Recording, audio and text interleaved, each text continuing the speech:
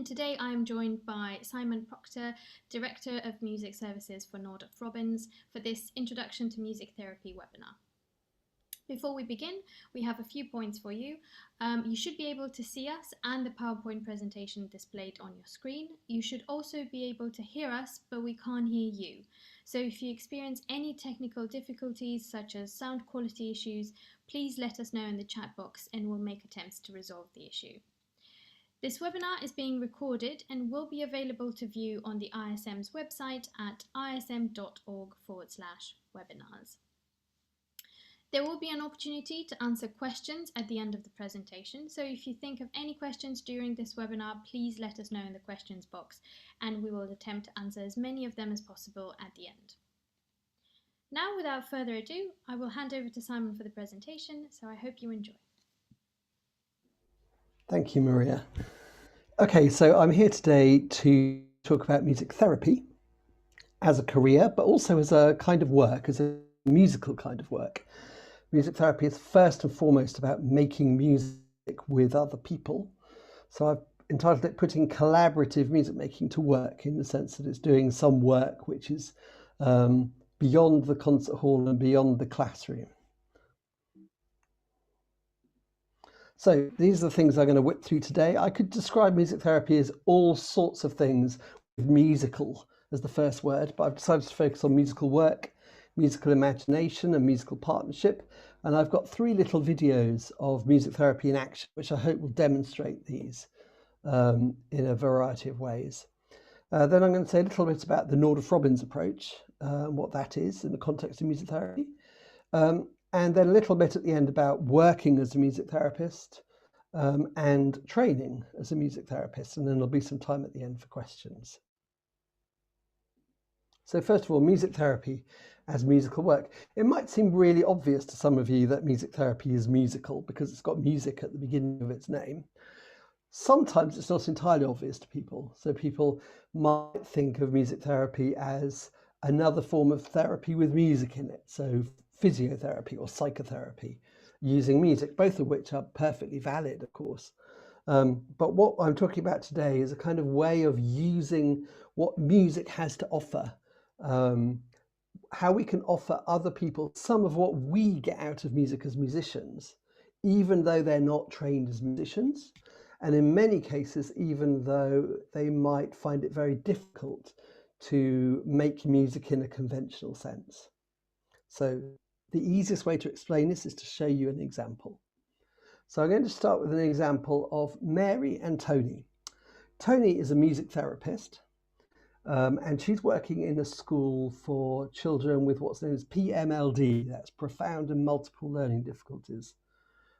Mary is one of the children at the school. You'll see that Mary is in a wheelchair, and she doesn't have movements below her hips. She also doesn't have language, and she's very dependent on adults to feed her, to clothe her, to move her around. And her relationship with adults tends to be very functional as a result of that. And what Tony is trying to do here is give Mary an opportunity to experience something rather different, thanks to what music makes possible. So I think the best thing is if I play you the extract, and then I'll say 1 or 2 things about it.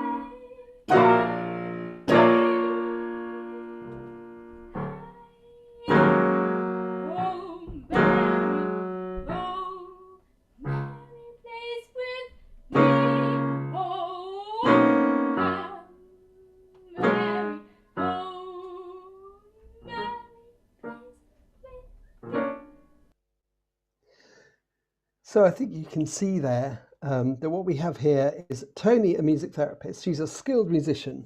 She's actually a first study singer, and she's using her voice to kind of join up the things that Mary is doing. And she's also playing the piano, the keyboard, and she's using harmony on the keyboard and a sense of harmonic direction to give Mary a sense that everything she does is musical and is part of a meaningful musical structure. Mary's role is something like a conductor, really. So she's using her arms like a conductor does. She's also taking Tony's hands and moving it onto the piano. She's doing this kind of thing, sometimes on the piano as if she wanted to play. And there are times when she does actually play. But Mary is the soloist here. Mary is the center of attention. Tony's adapting everything she does to Mary to give Mary the feeling that she's really important and that Tony is following Mary. This is the opposite to the experience Mary generally gets at school, where adults do necessary things to her. Here, she's the boss. She's having a very different experience, a quite a creative experience. And this recording was very useful to show to the head, who then shared it with Mary's parents as well, to show Mary really thriving and seizing creative opportunities to kind of express her personality. I think she's often seen as a child who lacks a lot of ability, but here she's showing immense capacity and appetite for creative interaction. It was also great for teachers to see it because it gave them a different kind of expectation of Mary in the classroom. And that's part of what music therapy often does. So whether we're working with children like Mary with profound and multiple learning difficulties, whether we're working with people who've had a stroke in neuro rehab, whether we're working with people in dementia care or people in states of psychosis in psychiatric services, we're often able to say, look what this person can you do? Can you see how they're being interactive? They're taking lead. They're being responsive. Sometimes they wait for me.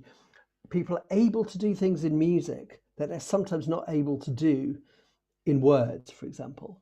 So this is a really good example of that. My next thing is musical therapy is musical imagination. We talk a lot about imagination when we're training students. Music therapy is not a kind of manualized therapy. It's not step 1, do this, step 2, do that, step 3, do the next thing. You could see there that Tony was improvising. So we do some other things. We do songwriting with people, for example. Sometimes we listen to music or talk about music, but most of all, we improvise. And even when we're using pre-composed music, we use it quite improvisationally, I'd say. And part of that is being able to hear what people offer us as music. So I'm going to show you an extract of a music therapist called Esma. And Esma is working with a young man in the corridors of a care home. And this care home hosts young adults with a range of difficulties, but including learning difficulties. And this young man, tends to spend a lot of time in the corridor. He doesn't sit down in rooms. He likes to hang around in the corridor, and he makes what most staff would call strange noises. But for Esma, this is not a strange noise. This is music. This is a musical offering. So we really want to try and hear everything people offer us as a musical invitation to join with them. And we want to show them in the music we make that we are really valuing what they offer and that together we can do something that is a musical duet that is aesthetically pleasing, but also personally satisfying. So here is Esma, this time on a violin, working in a corridor of a care home. And I should say that it's not uncommon for us to work in corridors or cupboards or wherever there is the opportunity to work with people, because there's this kind of utopian idea of a therapy room, but many people don't want to be in a therapy room, and often places where we work don't have space for a therapy room, so we work wherever we can. So here's Esma and John.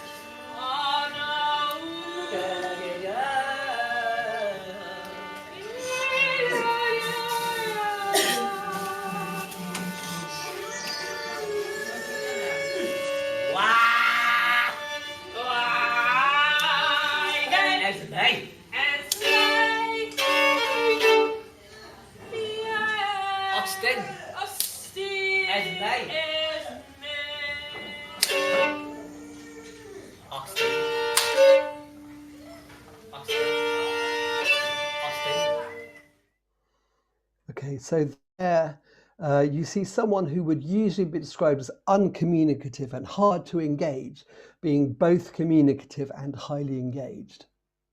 He uses the words, I think, of a couple of his friends from the care home, but primarily this is non-verbal communication. And Esma is receiving everything he offers as music, not just his vocalizations, but also his movements. So you see she's kind of mirroring his movements, a bit swinging from side to side as she's playing the violin and singing. So she's really multitasking here. And this is something that we do quite a lot in music therapy. It's not very pure music in the sense we're not just doing one thing at once. We're having to have eyes in all directions and be musically responsive in many ways at the same time. Okay, and my third example from contemporary practice is music therapy as partnership. Now, in a sense, all music making with more than one person involved is partnership. Music's a fundamentally social thing. It's one of the reasons people love playing in bands or choirs or orchestras. It's because we like doing music with other people. There's something rather wonderful about hearing our voice combined with the voices of other people. There's a real thrill to the kind of bodily coordination that comes from playing in a string quartet together or being together in a brass band or on a stage in an orchestra. And that is something that we try to offer to the people we work with too. Sometimes we work with large groups, quite performative groups sometimes. But I think as people find it more and more difficult to access what music has to offer, then we work more individually with them. And an example of that is in dementia care. So as you're probably aware, a greater and greater proportion of people in the UK are living with dementia. Dementia is a progressive situation. So people go through what's described as early stage dementia, when people are really quite aware of what's going on. That's quite frightening because they're quite capable of understanding what dementia is and what a diagnosis means. And then there's a kind of middle stage. And in the middle stage, people might find themselves in a care environment, but they're still quite capable of social interaction. Music therapists and community musicians often work with people in early and mid-stage dementia, doing kind of social music making, which emphasizes the ability to enjoy being with other people. But in late-stage dementia, it's quite hard for people to be with others because the sense of interaction and of meaningfulness is lost to a large extent.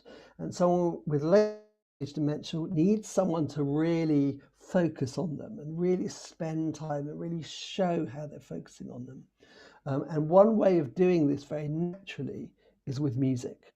We're going to see an example from a care home. This is my colleague Richard. He's using the accordion and he's singing as well, but crucially he's also being physical here again. So physicality is a feature of this work all the time. In this case, he's holding out his hand so that the lady he's working with can take it if she wants, and on occasion she reaches out for it.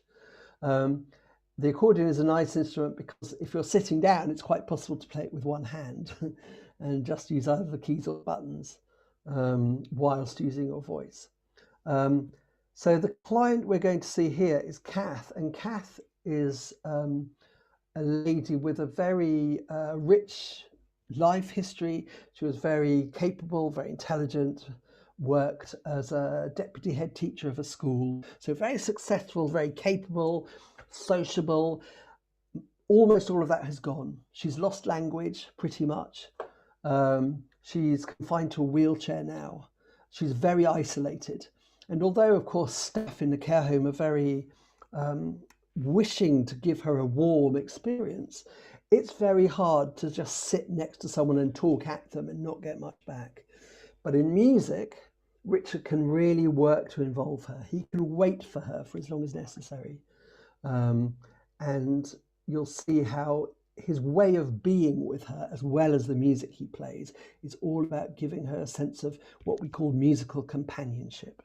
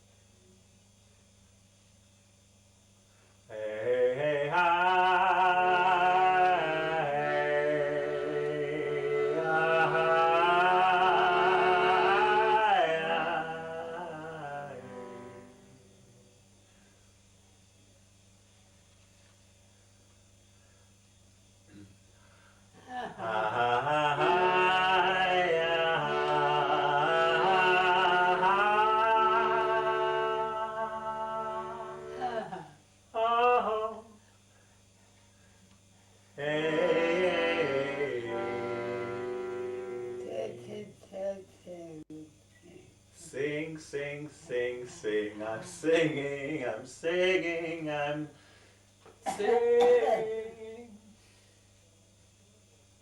We are singing.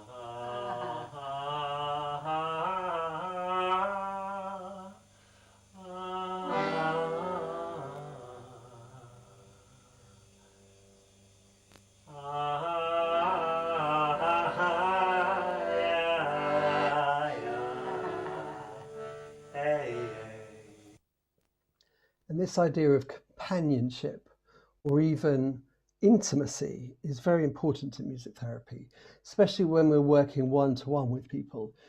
It's surprising how quickly you can feel quite close to someone when you're making music together, even though you don't know very much about each other. So many other kinds of therapists would need to know a lot of information. They might read case file notes, and we might as well in some environments. But there's something about you start making music and we encounter each other in a way which is not to do with conditions. It's not to do with histories. It's to do with now. And of course, people can only interact in the way they're permitted by their condition and by their situation, but yet they can fully interact. So there's a real sense that Kathy's really involved in this interaction, even though you might say as an observer, well, she's not doing very much, but she's doing a lot, actually, given her situation. And I think it's very meaningful for her. And it was certainly very important for her family that she got those opportunities of really close one-to-one interaction when she seemed to kind of light up and come alive and be much more expressive than she would be at other times when she would tend to be kind of slumped and shut down. Okay, I'm now going to say just a little bit about the Nordoff Robbins approach. As you can see from the logo at the bottom, I come from an organisation called Nordoff Robbins. It's a music therapy charity. Its biggest operation is the provision of music therapy. So we provide music therapy in many schools and hospitals and care homes and hospices across England, Wales and Scotland. And we also conduct research into music therapy, so trying to understand more about what happens in music therapy and what works and how people value it. But also we train musicians to become music therapists.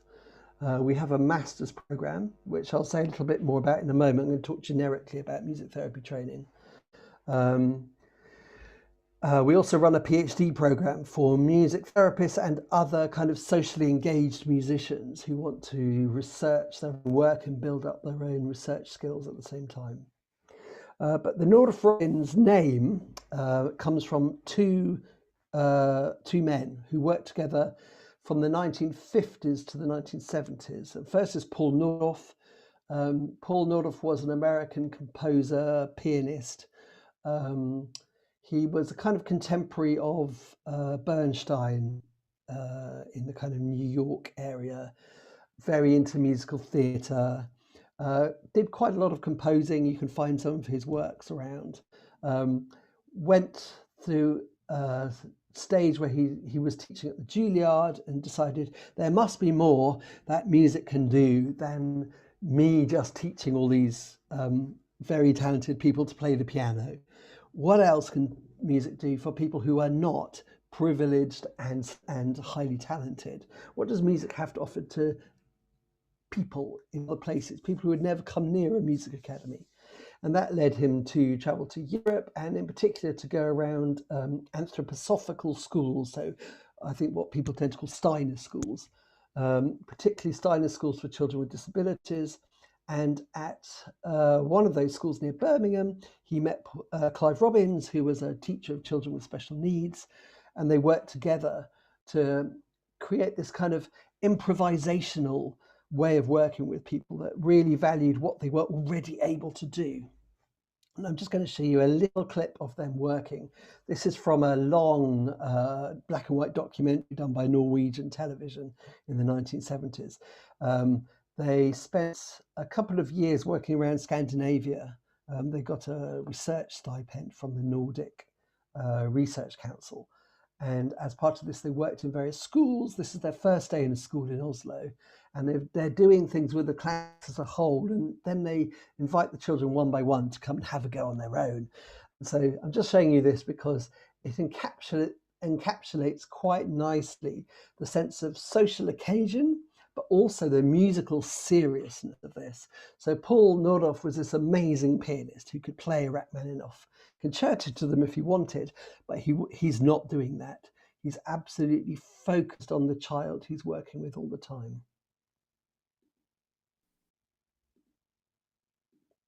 We have Karen. Karen. Yeah.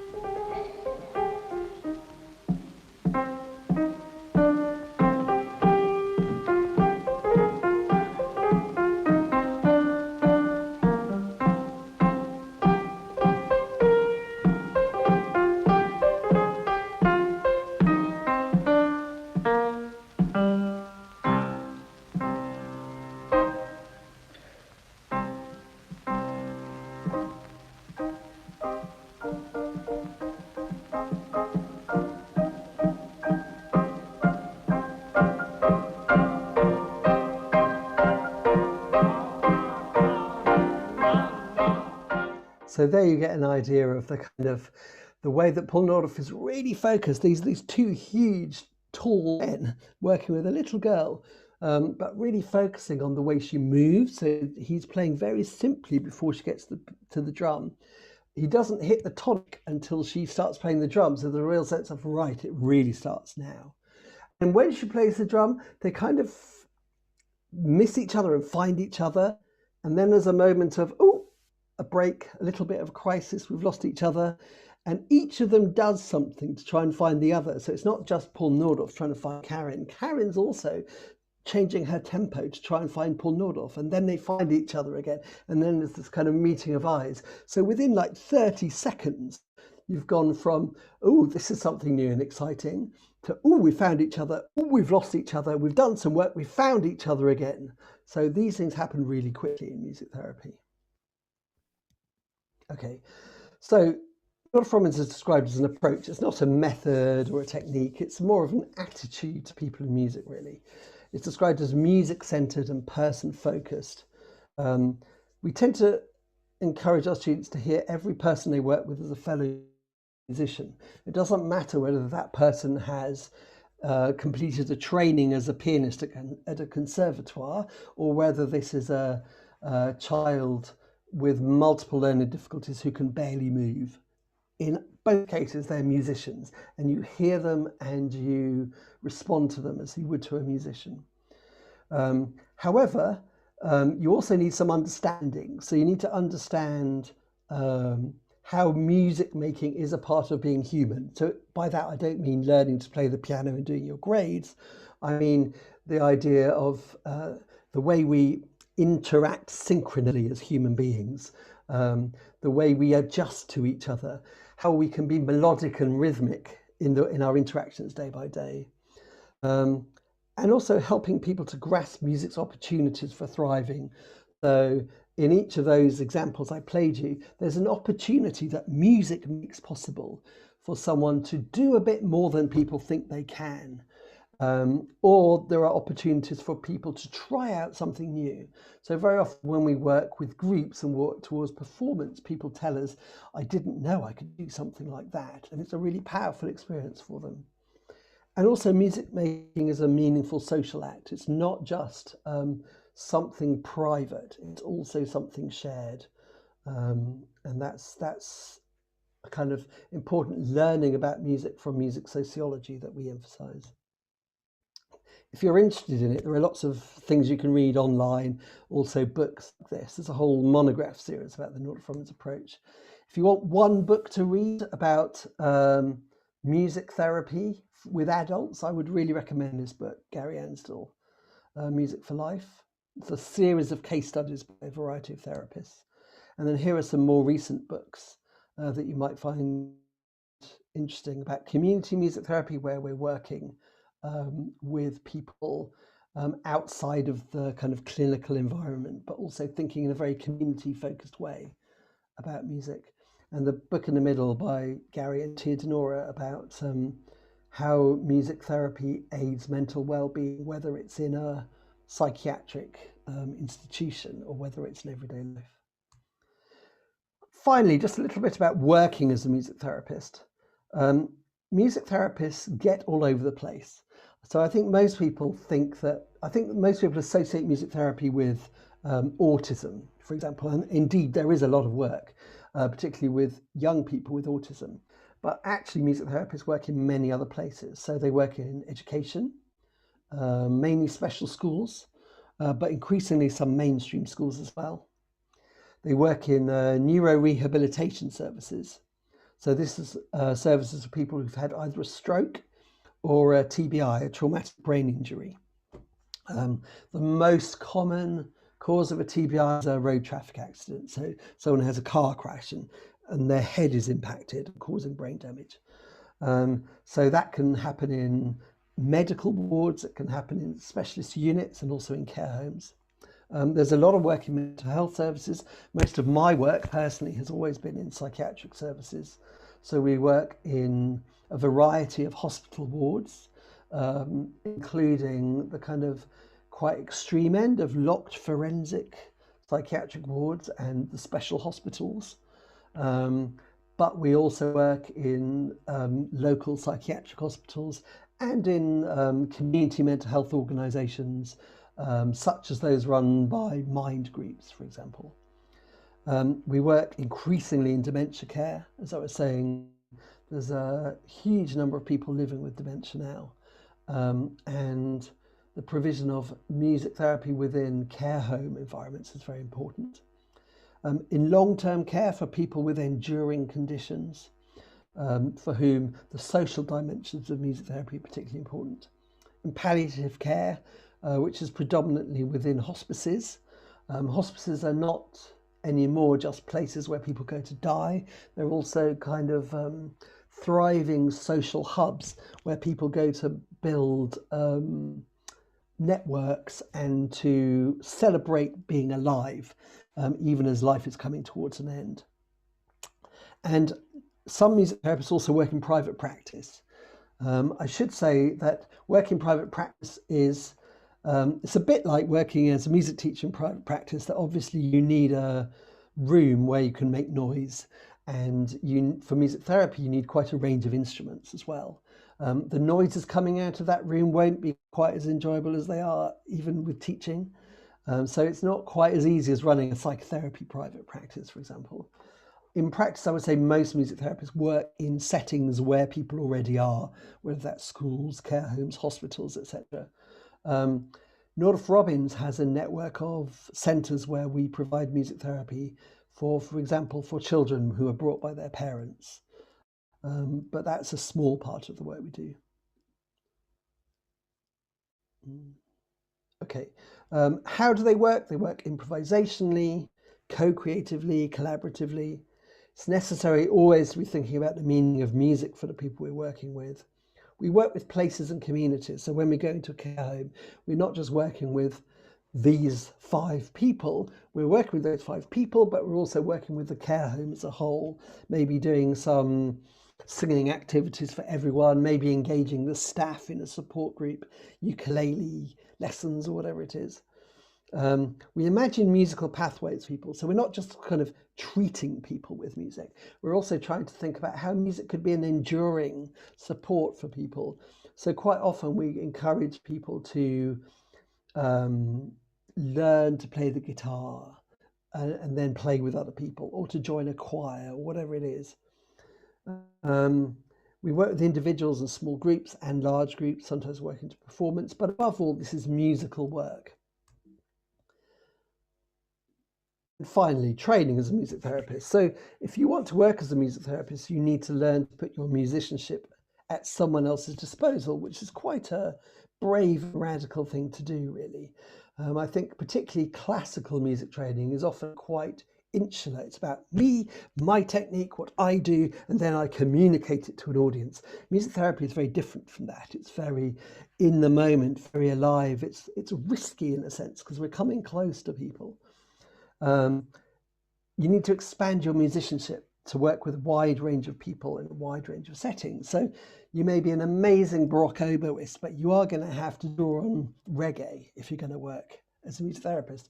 You may be a brilliant reggae bass player, but you are going to have to learn to use something of impressionistic styles to work as a music therapist and so on. It's about the interactions of music and health. Obviously, you need to learn about what it's like to have had a stroke and to end up in a neuro rehab setting, or what it's like to have dementia and end up in a care home. You need to learn about music's affordances. You know, what is it about the kind of bang landing on the first beat of the bar? What is that? How can we use that in engaging people and giving them an experience in music therapy?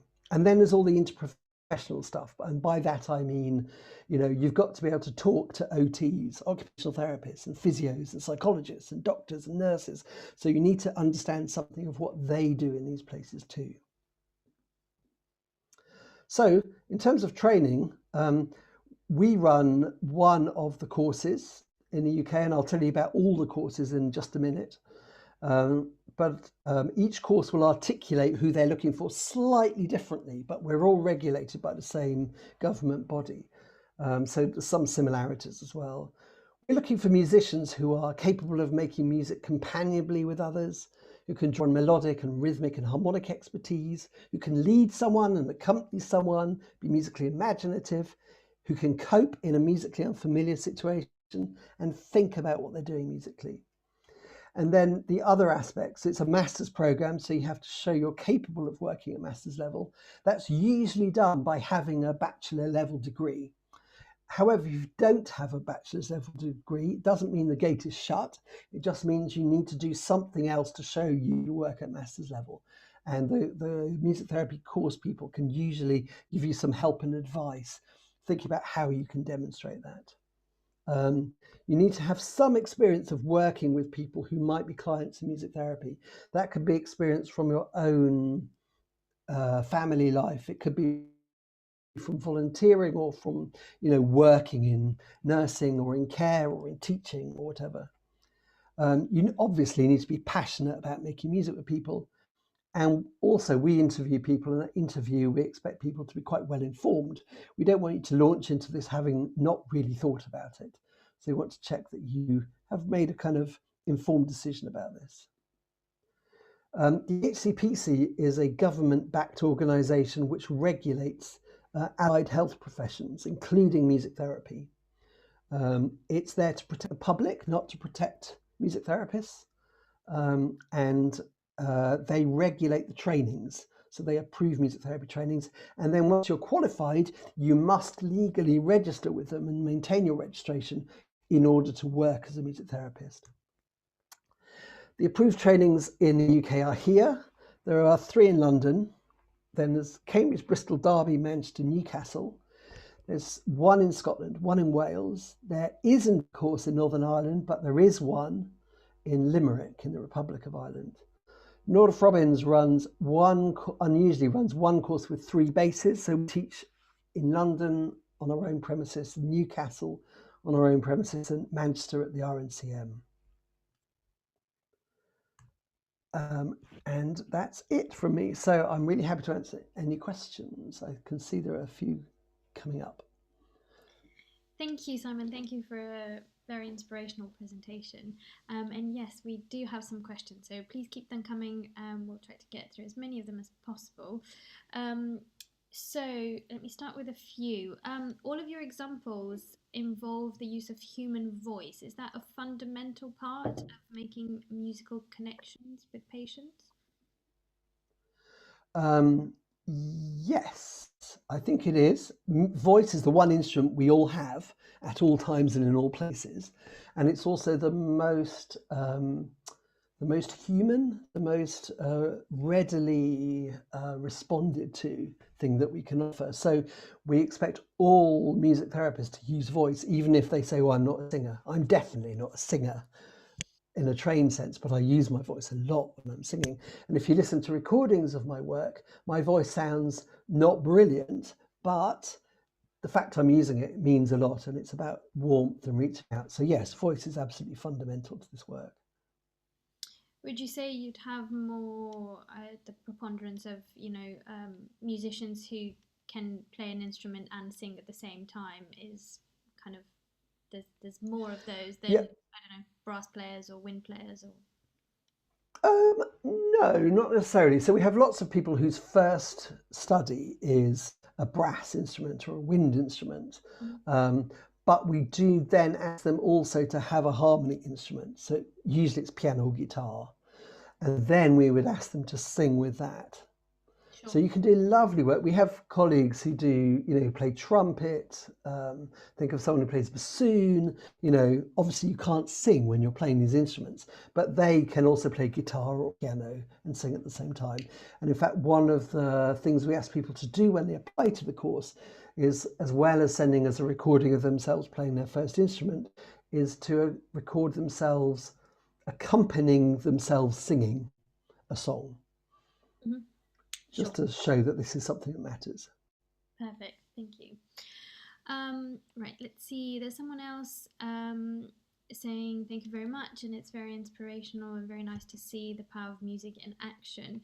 They're wondering about if this work requires a certain type of personality, as they are quite a sensitive person, and this makes them more aware of how important this work is. But not sure of how they would respond to certain situations which might come up with a client. That's a really good question. And in some ways, the fact that anyone is thinking that to themselves would really reassure me that actually this work might be for them, because I think sensitivity is great and really important. And as a music therapist, the last thing you want to do is to kind of trample on people musically or to play at them, drown them in your music. There are situations which arise in music therapy which can be quite confrontational sometimes. So if you work with people in a psychotic state, or people who are manic, or people who have severe emotional and behavioral difficulties, for example, you might find yourself in quite confrontational situations, and not every music therapist is perhaps cut out for every area of work. But that doesn't mean that there aren't areas of work where your sensitivity would be really valued and very useful to you and to your clients. Mm-hmm, of course. Right, we've got quite a lot of questions. I'll try and rattle through them. Someone is saying about the demand in this new normal. I'm guessing COVID has influenced the demand in in music therapy face to face and so on, but also about training during this time of COVID. Is there any training online? Has it been possible to move training online? And also for them being based in Northern Ireland, is there a different option? Okay, so as far as I'm aware, all the training courses have continued as normal. The Scottish course interrupted for a term, but everyone is now delivering. So music therapy is an allied health profession because it's regulated by the HCPC, and we therefore actually have permission to continue delivering face-to-face teaching even during lockdown, where we judge it to be essential.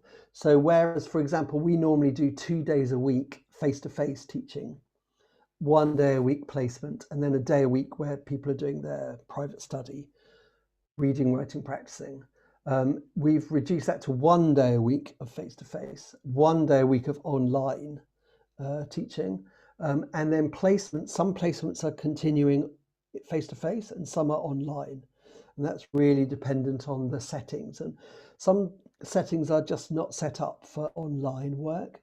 Some client groups find it very difficult to relate to a screen, but in other places it's worked very well.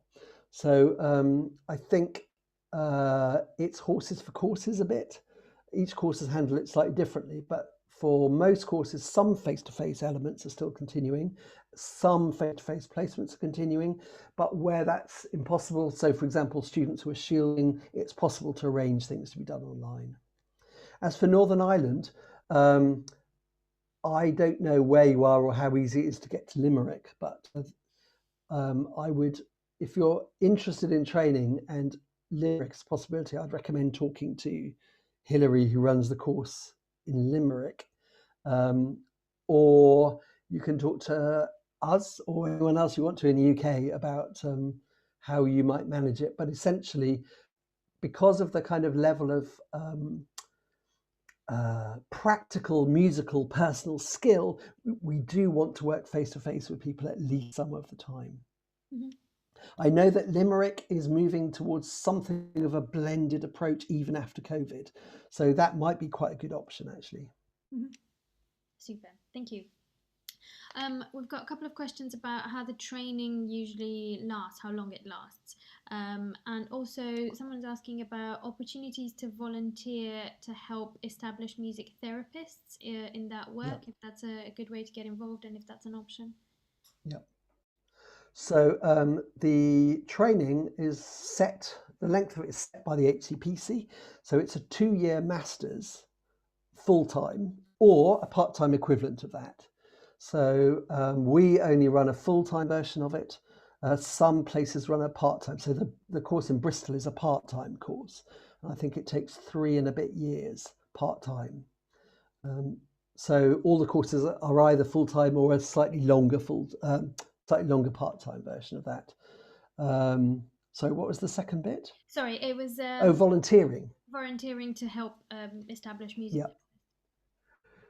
So I think it's tricky at the moment because of COVID, but if we talk post-COVID, then I would get in touch with either find a local music therapist.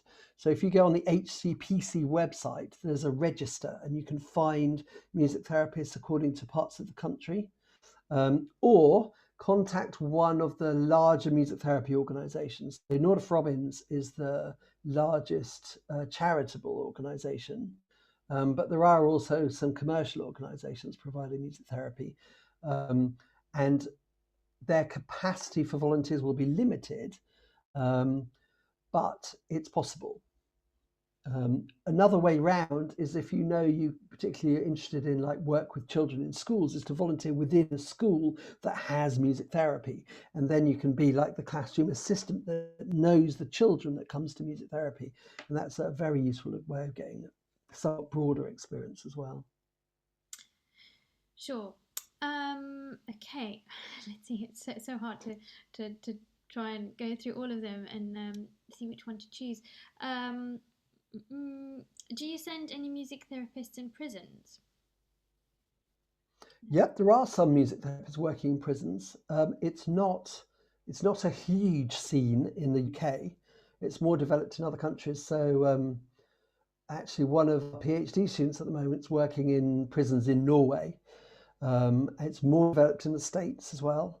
But yes, there are a few music therapists working in prison. I would say it's more common to work in what we call forensic psychiatric units, which are locked, so people aren't free to leave, and they're there because they have psychiatric diagnoses. That's more common. Someone is asking about the applications of music therapy to treat trauma. So they're wondering how much of the course delves into psychology. Okay, it's not a psychology training, so we're not primarily there to teach psychology, but what we do is focus on each of the primary areas of work and the knowledge you need to work effectively in those areas. And there's always a psychological aspect to that. So if you're working in adult mental health care, then trauma is a big subject in that. And psychological perspectives on it are very significant, as are user accounts, for example, as well. Someone else is asking about a safeguards around working as a music therapist, having had bad experiences with working with, not bad experiences, having had experience working with an autistic child with some physical violence problems. Do you mean the safeguarding, protecting music therapist? Is that? I believe so, yes. Okay, so as part of the training, you learn to avoid situations where you make yourself overly vulnerable to this. You have training in breakaway techniques. So the idea that if someone grabs you, how do you release yourself from it without hurting them? We don't train people in the management of violence and aggression because we're not training you to kind of be the key worker for these people, but it's more about your own self-protection. We can't guarantee that there's no instances of that. We've all had experiences of having hair pulled or being spat at or kicked. I mean, it is something that happens in working as a music therapist in certain areas, but what you can do is kind of be aware of what you can do to preempt that. So very sensible things like, where you position yourself in relation to the door, things like that. Some workplaces also have very strict protocols about this as well, which obviously if you're working there, you have to follow their protocols. Sure. Do you think that a music therapy and a performance career can run alongside each other? Yes, absolutely. Yeah, we have students who come and they're not intending to leave behind performance. So they're still performing or composing or teaching and intend to continue a portfolio career, and that's absolutely viable, yes. Do you know kind of how much time it's spent on paperwork or reports or anything like that about a patient? It really depends where you work. So some settings are quite bureaucratic. Some NHS settings are really quite bureaucratic. There's always things to be filled in. It used to be big files of paper, and now it's computerized note systems. Others, so I've worked in a place run by a mind association, one of the local mental health mind associations, which has almost no bureaucracy. So I'm expected to just keep my own notes that I need to do my work effectively, but I don't fill in notes about the people I work with. So yeah, it really varies. Sure. And do you know if you can specialize in working with a particular group? So for example, with children or with vulnerable adults? Okay, so the trainings are generic. So in order to be registered with the Health Professions Council, you need to have completed a whole course. And those courses don't specialize. However, you will, depending on which course you do, you'll probably do 2 or 3 placements during the course. So with us, it's 3 placements. And they would usually be contrasting placements. And what we usually do is for the final placement, we try to tailor it to students' enthusiasm. So if students know they want to work in dementia care, we'll keep that for the 3rd placement. And one of the reasons is that the 3rd placement has to be in a place that hasn't had music therapy before. So you're setting it up as a service, and that very often, not always of course, but very often leads to the place going, oh, this is good, could we afford to pay for this? And it can generate work at the end of it. Once you're qualified, of course, it's up to you to kind of find work where you can find work or where you want to find work. Some music therapists really love variety, and they really value the fact that they work in a school on a Monday, in a care home on a Tuesday, a hospital on a Wednesday. Other people just love working in inpatient mental health care, and they just know that's what they want to do, and gradually they build their work around that. So again, horses for courses. We've got someone who says they've applied for a course at Guildhall, for the master's course at Guildhall, but he's been turned down because his background is not as a classical player, so he's not trained as a classical player. Do you know if Nordoff Robbins have the same approach, or? Right, okay, so I can only speak for Nordoff Robbins. We absolutely don't have that approach, and I'm surprised the Guildhall do actually. But no, we're not. We very specific. To train with us, you don't have to be classically trained. You don't have to be able to read music, although you need a good ear. Yeah, we work with people's musicianship. So no, classically trained is absolutely not required. We like to have really mixed groups. So we like to have people with different musical backgrounds, so they learn from each other. Mm-hmm. Super. Any of the video examples that you included in this presentation, someone's asking if they're available anywhere publicly. Okay, so all of these have been given consent to be used in public. I think the first one, so that the archive Nordoff Robbins one is on YouTube for sure. The Kath video and the Tony and Mary video are both on the Nordoff Robbins website. And the video of Esma, I'm not sure if it's actually on the internet, but it's just been cleared for use for events like this. Mm-hmm. Super. If you go to the Nordoff Robbins website, you'll find a lot of video clips. Okay, thank you. Do you know how long a typical session is with a patient?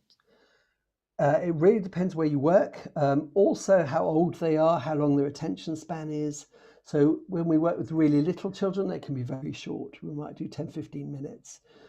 Typically in adult, where we're working with adults who are verbal and can express themselves clearly, we timetable kind of 45, 50 minutes because, most adults can sustain that.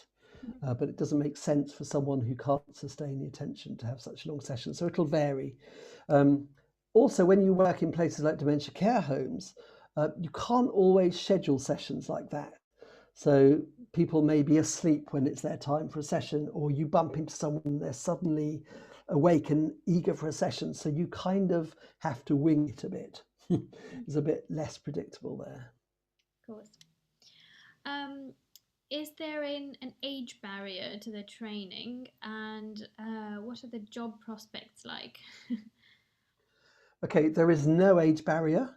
When I trained, there was I think you had to be 26 in order to train. And that's actually legal now under the Age Discrimination Act. And we love having older people as well. So we currently have people from like early 20s to mid 60s training with us. People with life experience bring a lot. So we like to have people from a mix of musical backgrounds, but also a range of ages is really positive. So don't ever feel you're too old to train. Mm-hmm. Sorry, what was the second bit? Kind of what the job prospects are, and also if there's any chance you might know something about funding. We've got quite a lot of people asking about funding for these courses. Okay, job prospects. It's shifted over the last few years. So there are fewer jobs in the NHS, for example, than there used to be, but there are more jobs in charities and kind of private providers as well. So at Nordoff Robbins, we have what we call a graduate employment scheme, and we endeavour to employ at least 50% of the people we train every year, and we offer them at least 3 days a week of work as part of that scheme. However, there is also the opportunities to work for commercial organisations. There's one called Chroma, another called Chiltern Music Therapy, all of whom employ music therapists. Suffolk Music Therapy is a big one as well. And there are also lots of places, particularly outside London and the southeast, that still have never really encountered music therapy. And the opportunities to either set up your own business or build up a kind of portfolio of working for different places across the week is a very real one. So there's still a lot of potential to be developed. Mm-hmm. Super, great. In terms of funding for the courses, it's difficult. There's no statutory funding for it. There is the master's loan system, which not everyone is eligible for, which the government runs, and not all courses are eligible for. So actually the Nordoff Robbins one is still in the process of attaining this eligibility, because we're not a university or a music academy. We're an independent organisation. Mm-hmm. We're validated by Goldsmiths, which is part of the University of London. There are, however, some organisations that give bursaries and scholarships. There are some geographical ones. So there's music therapy charities, particularly in Cornwall and actually in Northern Ireland and in Scotland, that will give grants to support people training as music therapists. Someone said they're in Northern Ireland. There's a thing called the Northern Ireland Music Therapy Trust, which do financially support people from Northern Ireland training as music therapists. Mm-hmm. Great, thank you. I'm aware we've run over a little bit, but I promise I won't hold you much longer, only about 2-3 minutes more, just to kind of try and finish off as many of these questions as we can. Based on that, do you know if you can do any training without doing the full masters or the qualifications? Yeah. Is that an option? Yeah, so many of the trainings do some kind of introductory courses.